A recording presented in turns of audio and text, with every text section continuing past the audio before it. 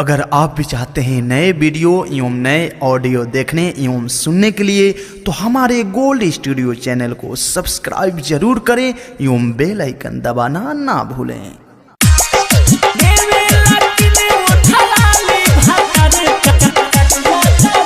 बात समझो नया बता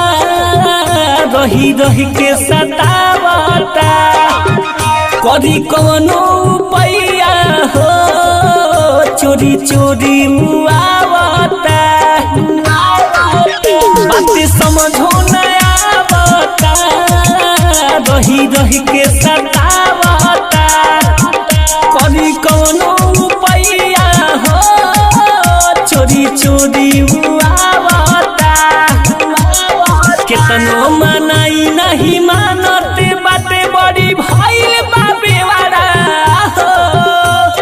केतनो मनाई नहीं मानते बाते बड़ी भइल बाबे वाला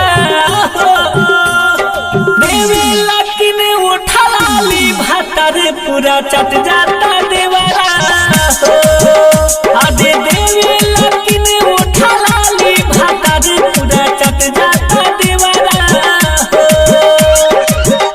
पूरा चट जाता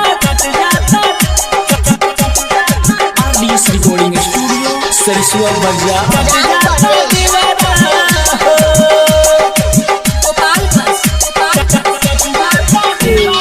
से जिया के सुख नहीं मिलत बाटे रहिले हम पासे उपासे रहिले हम पासे नैहर के रहनी हम सती सावित्री लागे जत मोरना से होना से लागे जत मोरना से लागे जत मोरना से जिया के सुख नहीं मिलत बाटे रहिले हम पासे पासे रहिले हम पासे नैहर के रहनी हम सती सावित्री लागे जत मोरना से होना से लागे जत मोरना से सोनिया के हमारा कुछो न बुझे कहे छिला तू घेवारा सोनिया के हमारा कुछो न बुझे कहे छिला तू घेवारा देवे लकिन उठा लाली भातर पूरा चट जाता देवारा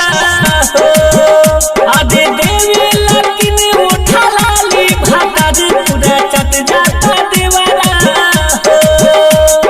चट जाता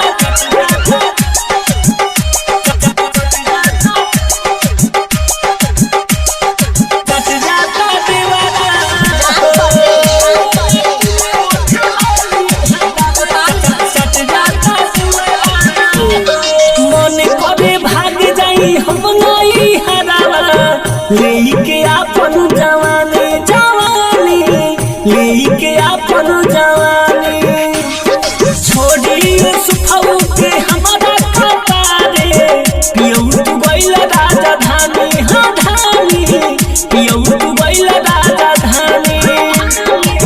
पियऊ तू गइल राजधानी मन करे भाग जाई हम नहीं हरावा लेके आपन जवानी लेके आपन जवानी छोड़ी यूसुफऊ के हमारा कपारे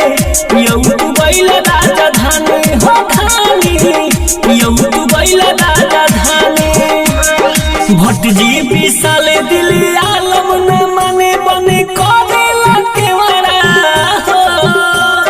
भटजी विशाल दिल आलम बने करेला केवारा देवे लकिन उठा लाली भातर पूरा चट जाता देवारा